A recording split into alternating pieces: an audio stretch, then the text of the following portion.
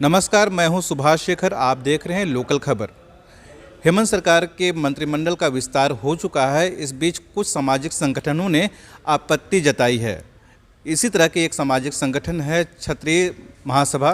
आज press conference किया गया है इनके जरिए, और हमारे साथ बात करने के लिए ललन सिंह हैं इसी संगठन से जुड़े हुए।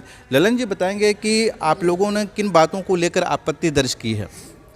ऐसा है कि विगत जो विधानसभा चुनाव था उसमें पिछली सरकार की उपेक्षापूर्ण नीति विशेषकर क्षत्रिय समाज के प्रति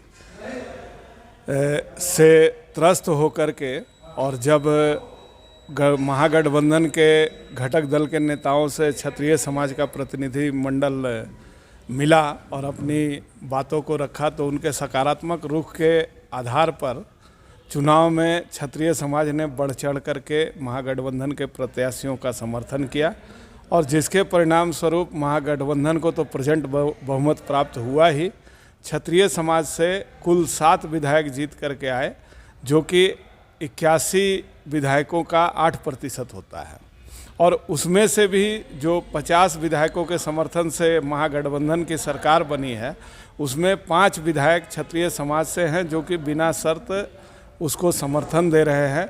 इस प्रकार से लगभग 10% की भागीदारी क्षत्रिय समाज की इस सरकार में है।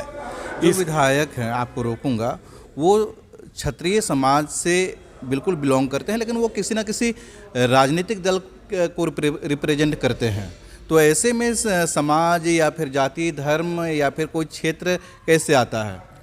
देखिए, वर्तमान राजनीति के परिप्रेक्ष्य में अगर देखा जाए तो ठीक है, वो अपने किसी राजनीतिक दल या किसी ये से हैं उसमें, लेकिन हर जाति हर वर्ग का अगर उसमें भागीदारी हो तो ज़्यादा अच्छा होता है, क्योंकि इसका ध्यान रखना एक उचित माध्यम है।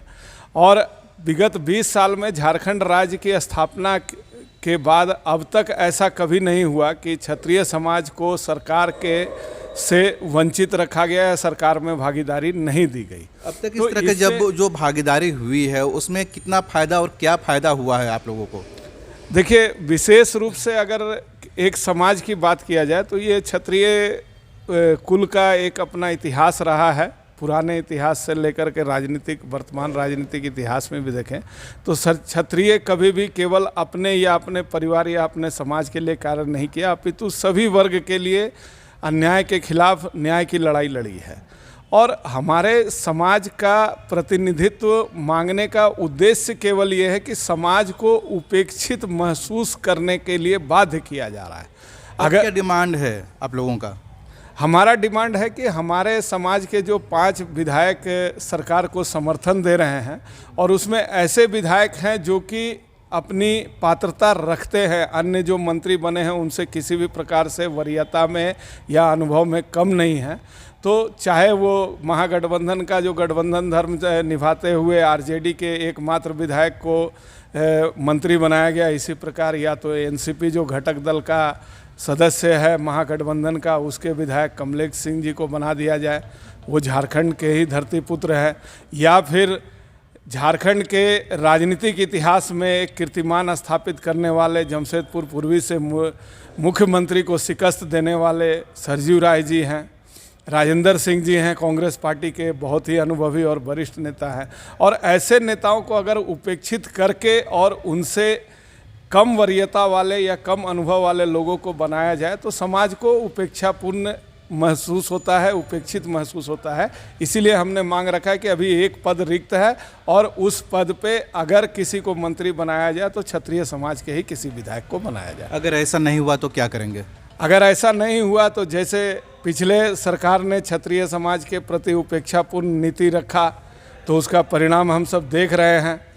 आगे भी हम लोगों को अगर जो उचित मान सम्मान या भागीदारी नहीं मिलेगी तो हम लोग अपनी रणनीति तैयार करके और यथासंभव आंदोलन और विरोध करेंगे। अभी हाल में ही आगे बिहार का चुनाव है और राष्ट्रीय स्तर पे भी इसका अच्छा प्रभाव अनुकूल या प्रतिकूल सरकार के निर्णय के अनुसार पड़ेगा। बिल्कुल, ये क्षत्रिय संघ का दावा है कि अगर ऐसा नहीं हुआ, उनके विधायकों को भागीदारी मंत्रिमंडल में नहीं मिली, तो ये विरोध करेंगे। और एक तरह से कहा जा सकता है कि हेमंत सरकार के मंत्रिमंडल विस्तार होते ही अब चुनौतियों का सामना भी करना पड़ रहा है। आप देखते रहिए लोकल खबर।